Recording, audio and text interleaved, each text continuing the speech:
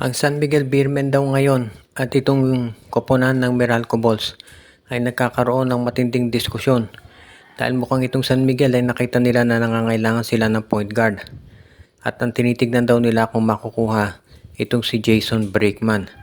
Kung napanood niyo yung laban kagabi ng San Miguel kontra dito sa TNT Tropang 5G na ang daming walang players dahil sa injury, natalo San Miguel at mukhang ang kulang dito talaga sa kanila ay yung point guard. Nakita natin na nahirapan mag-direct ng mga plays ng San Miguel Beer na ginagamit nilang point guard si Jerry Cahanmisi na hindi naman talaga point guard kung hindi shooting guard ito. Kaya ngayon ang naging problema ngayon dito sa lineup ng San Miguel. At si Chris Ross, syempre hindi naman yan kaya magdaro ng matagalan dahil 40 years old na to.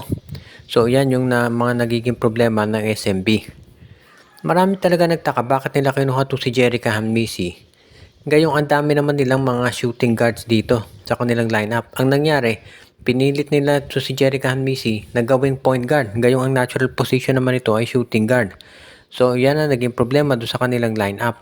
Wala sila ngayong point guard na magagamit bukod kay Chris Ross. Kaya nagkaroon talaga ng issue dito sa kanilang roster.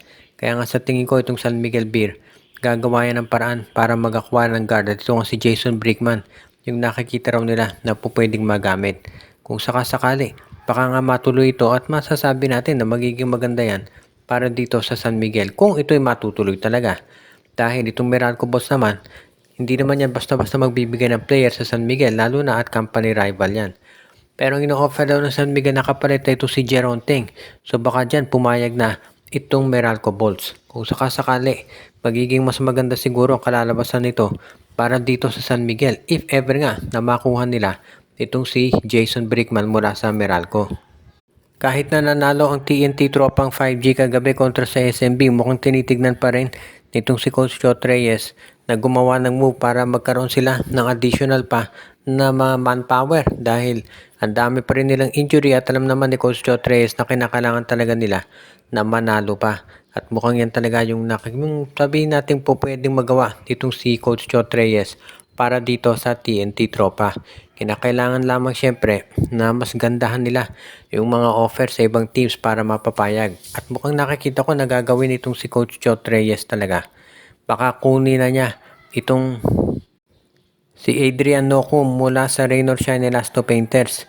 Dahil kung itong si Nocum makukuha niya, magiging mas malalim na yung guard position nila.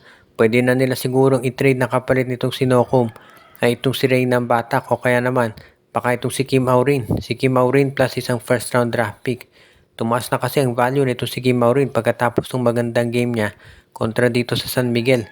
Kaya yan siguro pwede nilang i-offer kapalit ni Adrian Nocum. At kapag yan ay natuloy, pwede talaga na ito yung maging sitwasyon kung saan itong Converge Fiber Xers ay rather itong TNT Tropa magiging championship contender.